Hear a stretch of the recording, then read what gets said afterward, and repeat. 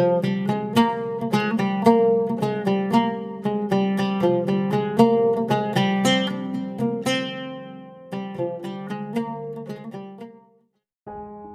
datang di channel Ayo Ngaji.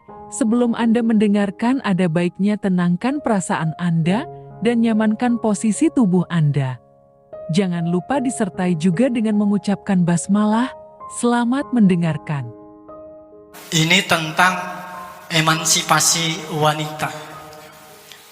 Sekedar penyamaan hak antara wanita dan kaum pria. Pertanyaannya, lalu apa yang dibutuhkan oleh seorang perempuan ketika persamaan hak dan kewajiban itu sudah ia dapatkan? Cukup sekian dari saya. Wassalamualaikum warahmatullahi wabarakatuh. Emansipasi wanita itu di Eropa, di Timur Tengah, di dunia, ya, kesetaraan, kebebasan perempuan untuk bisa ambil bagian dalam tugas-tugas sosial, hak sipil perempuan. Kita mah tidak usah berterima kasih kepada Eropa yang memperjuangkan emansipasi perempuan. Kita dari dulu juga perempuan dan laki-laki sudah setara kok. Di Arab ya perempuan pakai cadar, kalau di rumah dikunci dari luar, keluar nggak boleh, dagang nggak boleh, jadi bupati nggak boleh, bekerja di luar rumah tidak boleh, hanya di rumah. Di sini perempuan bisa keluar nggak? Bisa jadi bupati nggak? Di gubernur, jadi menteri, jadi presiden? Lalu di mana masalahnya? Kita nggak ada masalah kok. Karena budaya kita sejak awal laki perempuan sama kok. Di Arab laki perempuan beda, dibedakan dalam segala hal. Ya, kalau kita belajar bahasa suatu bangsa dengan belajar struktur bahasanya, konjugasinya, ya, nahwunya, sorobnya, sintaksisnya, morfologinya, dari itu saja secara filosofis, the language is an ideology. Bahasa adalah suatu ideologi. Bahwa ideologi bangsa itu bisa saya pahami dari bahasanya kok. Orang Arab kalau bilang kamu laki-laki, anta, betul nggak? Kalau kamu perempuan, anti. Kalau dia laki-laki, huwa. Kalau dia perempuan, makanya kayaknya lanang ya sirah, wadon ya sirah. Betul nggak? Laki-laki ya kamu, perempuan ya kamu. Laki-laki ya dia, perempuan juga dia. Artinya dari segi filosofis kita tidak pernah membedakan laki dan perempuan. Ibu saya juga petani, dia ke sawah. Iya, kadang-kadang pulang malam nggak ada masalah kok. Bapak saya juga kiai. Iya, kalau ke sawah sarungnya kan naik di atas lutut ibu saya tuh, pahanya kelihatan. Haram nggak? Jujur. Ya, ngasih makan anak-anaknya kan gitu. Dan masa ya kalau di Arab nggak ada tuh perempuan malam-malam ikut ngaji nih, aneh nih. Kalau di Arab haram sana tuh, nggak boleh ngeliat mukanya tuh. Perempuan tuh aurat, tidak boleh dilihat. Al-Qurannya ada, kullil mu'minina yaghuddu min absarihim. Katakan kepada orang mukmin laki-laki, tutup matanya kalau melihat perempuan. Perempuan juga sama, wa kullil mu'minati yaghuddna min absarihinna. Tutup, nggak boleh melihat perempuan, tidak boleh saling melihat. Itu ya, jadi artinya bahwa emansipasi semacam itu ya, nah, hanya karena pengaruh peradaban Arab ini masuk ke Indonesia, sedikit banyaknya ya ada namanya asimilasi kebudayaan, akulturasi budaya, dan ada saling pengaruh mempengaruhi yang kembali kepada keagamaan kita, pemahaman sendiri. Bapak mati, bagi waris, oke? Bagaimana cara baginya? Laki-laki dapat sepikulan, perempuan dapat segendongan. Laki-laki 2 bagian, perempuan 1 bagian. Itu di Arab itu adil atas pertimbangan karena anak laki-laki kontribusinya terhadap ekonomi keluarga itu jauh lebih besar. Dia ke sawah, dia membantu orang tua, dia nunggu toko, dia tanggung jawab untuk melihara orang tua, segala-galanya serba anak laki-laki. Perempuannya nganggur, nggak punya tuh apa. Jadi pantaslah laki-laki dapat 2. Ketika kawin, laki-laki bayar mas kawin. Kalau perempuan dapat mas kawin. Laki-laki wajib memberikan nafkah. Anak perempuan kalau kawin mendapat nafkah. Atas dasar itu maka adil. Anak laki-laki dapat 2, perempuan dapat 1. Tetapi di Indonesia yang bantu orang tua mengasuh adik-adik yang kecil itu anak laki apa anak perempuan? Yang ke pasar, yang masak, yang nyuci piring, yang merehab rumah orang tua, yang pergi jadi TKW, anak laki apa anak perempuan? Anak lakinya kemana? 2 tradisi yang berbeda diterapkan hukumnya sama. Ini jadi masalah. Di sana anak perempuan mas kawinnya itu 5 miliar mas kawin tuh. Minimal 1 miliar mas kawin tuh. Di sini mas kawin 15.000 dibayar kontan sama seperangkat alat sholat. Sebelum lanjut mendengarkan, kami sangat berterima kasih bila mana Anda ikut serta mendukung channel kami dengan cara like, komen, dan subscribe. Terima kasih dan selamat mendengarkan kembali. Saya pernah menyampaikan hal ini kepada Bapak Menteri Munawir Syadzali dan beliau memahaminya. Lalu beliau sampaikan di publik ke masyarakat umum di atas mimbar, ya, dia menyatakan bahwa hukum waris tidak relevan untuk di Indonesia. Langsung diserang oleh semua orang, habis semuanya. Ketika menyangkut nasib perempuan yang berkaitan dengan hukum fikih, itu tidak bisa dihindari. Pengaruh Arabnya besar sekali. Betul nggak? Anak perempuan bisa dikawinkan tanpa batas umur. Mangga dibaca kitabnya. Kitab kuningnya sok dibaca. Bolehkah anak perempuan dinikahkan umur 6 tahun? Boleh. 5 tahun? Boleh. Baru lahir pun boleh. Bayangkan, apakah kita sekarang menerima anak perempuan tidak sekolah, tidak belajar, tidak punya keterampilan, langsung dinikahkan masih kecil itu? Terus perempuan bisa dipaksakan kawinnya, dipaksa, suka tidak suka, yang kawinkan bapak kandung dan anaknya anak perawan, belum pernah nikah, bapaknya wali mujbir, bisa dipaksakan tanpa Nah, ini berpengaruh pada kita. Di sana masyarakat Arab tuh laki perempuan gak nyampur, dipisah. Di Indonesia sudah mulai bergeser. Ketika menikah, laki-lakinya di hadapan saya, Pak Naibnya menyerahkan orang tuanya menyerahkan kepada saya, tolong nikahkan anak saya, karena belinya ragu-ragu, dia tidak mengerti hukum nikah, jadi tolong kepada saya. Pengantin perempuannya nggak ada.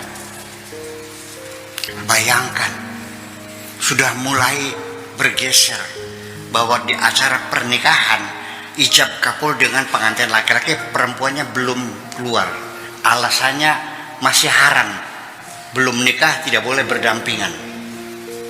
Betul nggak? Saya bilang, kenapa harus begitu? Yang tiap hari di pasar kita campur dengan perempuan kok, di sekolah campur dengan perempuan, betul nggak? Di kantor juga pegawai laki-laki, perempuan juga campur. Ini orang mau kawin, ini nggak boleh duduk berdampingan karena belum nikah. Bayangkan, seorang perempuan akan dinikahkan dengan seorang laki-laki saat ijab kabul adalah momen-momen yang paling penting bagi perempuan itu. Pengen tahu nasib dia, masa depan dia ketika terjadi ijab dan kabul, menyaksikan di sampingnya. Ini nggak boleh. Bayangkan, paham nggak? Itu yang jadi persoalan. Ada lagi, ketika Bapak sudah menyerahkan taukil kepada saya, lalu masyarakat sekitar memerintahkan, termasuk para kiainya, bapaknya itu diminta supaya menjauh, tidak boleh duduk di majelis, tidak boleh menyaksikan pernikahan anak perempuannya. Kan gimana lagi, masa orang tua tidak boleh menyaksikan ijab kabul anak perempuan, buah hatinya dikawinkan dengan lelaki, orang tuanya, bapaknya tidak boleh melihatnya, kan seperti itu. Itu sebetulnya kesalahpahaman, membaca kitab kuningnya nggak jelas. Wala yajuzu ayakuna syahidan. Ini artinya seorang wali yang sudah mentaukilkan kepada orang lain untuk menikahkan anak perempuannya tidak boleh bertindak sebagai saksi, bukan tidak boleh menyaksikan. Salah paham kan? Itu masuk akal. Orang tua itu wali sudah menyerahkan kepada saya. Oke, mana saksinya? Bapaknya nggak boleh, masa bapak jadi saksi? Masuk kamu. Yang tidak boleh itu jadi saksi, bukan tidak boleh menyaksikan. Ndeleng maoli sing bloleku dadi saksi, paham gak gitu? Saya paham, duduk sini. Ini nggak udah duduk sini. Sudah. Ada lagi, zawajtuka wa kahtuka Fatimah binti Hasan mewakili bimahri kadza wa kadza halan. Ini pengantin tarik napas, qabil itu mungkin hanya setengah menit lah, setengah detik barangkali, tarik napas, ulang lagi. Ya Allah ya Rabbi, ini yang bisa betul kayak ahli fikih semua. Diulang lagi, gimana maksudnya? Jadi harus nyambung. Jadi qabil itu halan, gitu. Qabil itu halan. Jadi nggak boleh qabil itu halan. Qabil itu nggak boleh. Jadi halan qabil. Oh itu begitu. Ya begitu. Dan ini menyangkut banyak perempuan.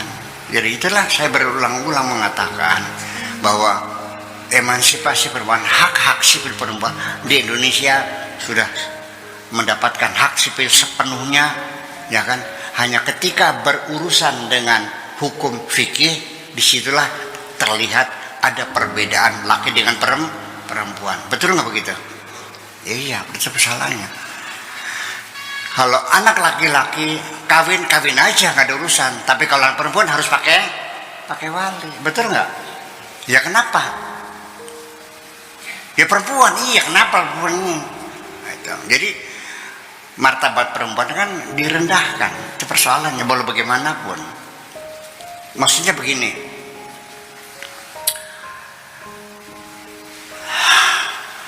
ketika wali itu tidak setuju, bisa kawin nggak perempuan tadi? Walinya tidak setuju, bisa kawin nggak? Bisa dong. La nikaha bila waliin, kata Nabi gitu. Tidak sah nikah tanpa wali, harus pakai wali. Jadi kalau walinya setuju, bisa kawin. Kalau tidak setuju, ya nggak bisa. Oke.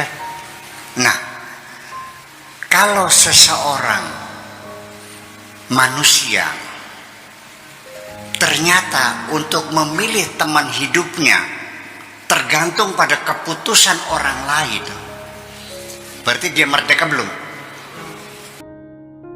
Sebelum lanjut mendengarkan, kami sangat berterima kasih bila mana Anda ikut serta mendukung channel kami dengan cara like, komen, dan subscribe. Terima kasih dan selamat mendengarkan kembali. Kamu jangan aneh bahwa di dalam madhab Abu Hanifah sendiri juga itu lebih progresif ya. Dalam pernikahan perempuan tidak perlu wali, bisa menikahkan dirinya sendiri. Ya, kalau Imam Syafi'i itu bagaimanapun ya perempuan tidak punya self determination, tidak punya hak menentukan nasib sendiri, kan ditentukan oleh walinya. Itu sisa-sisa belenggu lah perempuan seperti itu. Maka bagaimana andaikan tanpa wali? Pernah saya lontarkan di hadapan para naib, responnya begini, waduh kalau pendapat Buya dipakai bisa kacau balau anak perempuan kita. Saya bilang di negara-negara yang bermadzhab Abu Hanifah perempuan tidak pakai wali, kacau nggak di sana? Enggak kok. Ya tetap aja pernikahan mah ya artinya datang melamar sama orang tuanya, betul nggak? Iya, tapi prosedurnya itu tidak mesti wali menyampaikan zawajtuka wa ankahtuka binti Hasanah bimahri kadza wa kadza.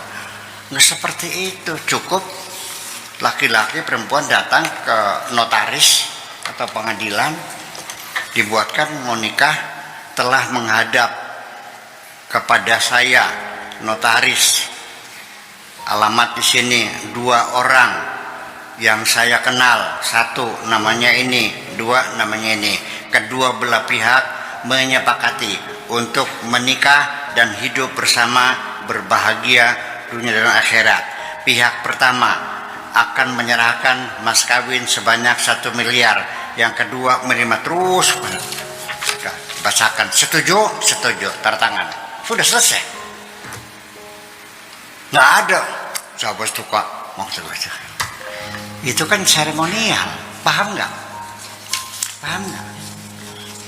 Nah, sudah perempuan sendiri yang dinikahi itu dalam bahasa Arabnya apa? Akdun nikah. Apa akd?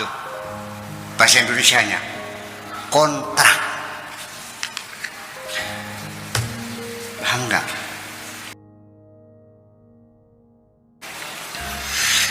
Itulah.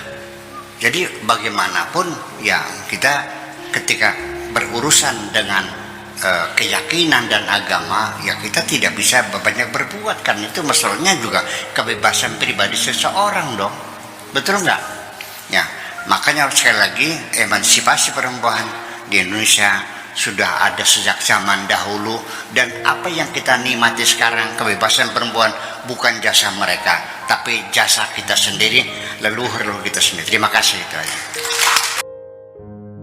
Anda telah mendengarkan hingga selesai. Semoga video ini bermanfaat untuk Anda. Semoga kita selalu berusaha untuk bisa bertaubat kepada Tuhan dan selalu dalam ampunan Allah Azza wa Jalla. Terima kasih.